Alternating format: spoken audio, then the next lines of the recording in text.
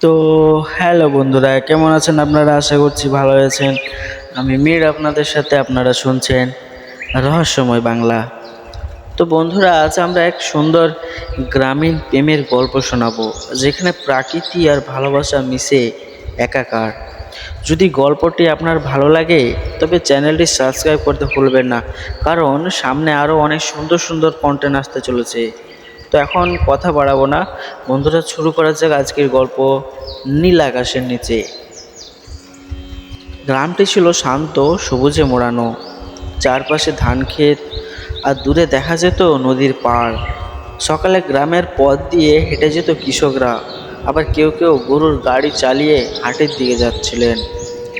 এই গ্রামের সবচেয়ে নির্ভুত একটি জায়গায় ছিল রাজুর বাড়ি। রাজু ছিল গ্রামের সবচেয়ে চুপচাপ ছেলে, কিন্তু তার মন ছিল সমুদ্রের মতো গভীর। একদিন সকালবেলায় রাজু মাঠে কাজ করতে গিয়ে দেখতে পেল গ্রামের প্রান্তে একটি মেয়েকে। সে মেয়েটি নতুন, আগে কখনো তাকে দেখেনি। মেয়েটির নাম ছিল রেনু। ঢাকার এক আত্মীয়র বাসা থেকে এখানে এসেছে কিছুদিনের জন্য বেড়াতে। রেনু প্রতিদিন সকালে মাঠের ধারে বেড়াতে আসতো, আর ধীরে ধীরে রাজুর চোখের পলক তার দিকে আটকে যেত। দিন গড়াতে থাকলো। রাজু প্রতিদিন ভাবতো কিভাবে কথা বলবে রেনুর সাথে, কীভাবেই বলবে তার মনের কথা, কিন্তু প্রতিবারই তার সাহস হারিয়ে ফেলতো। ওদিকে রেনু নিজেও লক্ষ্য করছিল রাজুকে, যে তার চোখের গভীরতা মেয়েটিরও অজানা ছিল না। একদিন সন্ধ্যাবেলায় মাঠের ধারে, যেখানে নীল আকাশ আর সবুজ মাঠ একসাথে মিশে গেছে, সেখানে রাজু দাঁড়িয়েছিল।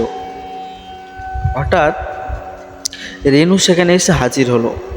সেই মুহূর্তে রাজুর মনে হচ্ছিল পৃথিবীর সব শব্দ যেন থেমে গেছে। মৃদু হাওয়ায় আওয়াজ আর রেনুর পায়ের শব্দ ছাড়া আর সে কিছুই শুনতে পাচ্ছিল না। রেনু এসে সরাসরি রাজুর সামনে দাঁড়িয়ে এসে বলল, তুমি এতদিন আমাকে দেখছো কিন্তু কথা বলছো না কেন? রাজু অবাক, সে কিছু বলতে পারল না প্রথমে। এরপর মৃদু কণ্ঠে বলল, আমি জানতাম না কিভাবে কথা শুরু করব। রেনু হেসে বলল, এতদিন ধরে অপেক্ষা করার দরকার ছিল না। আমি তো জানতাম তুমি কথা বলতে চাও, কিন্তু বুঝতে পারছিলাম না তুমি কেন থেমে থাকছো। রাজুর মন যেন হালকা হয়ে গেল। তার চোখের গভীরতা যেন রেনুর মুখের দিকে তাকিয়ে আরও স্পষ্ট হয়ে উঠল। এরপর তাদের মধ্যে শুরু হলো কথোপকথন, আর সেই সন্ধ্যাটা দীর্ঘ হলো। আকাশে রঙিন মেঘ ছড়িয়ে পড়ছিল, আর তারা দুজনেই কথা বলতে বলতে হাঁটতে থাকলো নদীর ধারে। কিছুদিনের মধ্যে তাদের সম্পর্ক আরও গভীর হলো। রাজু আর রেনু একে অপরের কাছে জীবনের বিভিন্ন ছোট ছোট বিষয় শেয়ার করত। প্রকৃতির মাঝে হারিয়ে যাওয়া সময়ে যেন তারা নিজেদের খুঁজে পেল। গ্রামের মানুষও তাদের এই সম্পর্কে নিয়ে কোনো কথা বলতে লাগলো না, কিন্তু কেউ তাদের বিরক্তও করতো না। তবে রাজুর মনে সবসময় একটা শঙ্কা কাজ করত। রেনু ঢাকার মেয়ে, সে কি গ্রামে থাকতে পারবে? তাকে কি আবার ফিরতে হবে সেই শহরের ব্যস্ত জীবনে? এসব প্রশ্ন রাজুর মনে ঘুরতে লাগলো। একদিন রাজু রেনুকে জিজ্ঞাসা করলো, তুমি কি আবার ফিরে যাবে শহরে? রেনু একটু চুপ করে বলল, হয়তো ফিরে যেতে হবে, কিন্তু আমি চাই তোমার সাথে থাকতে।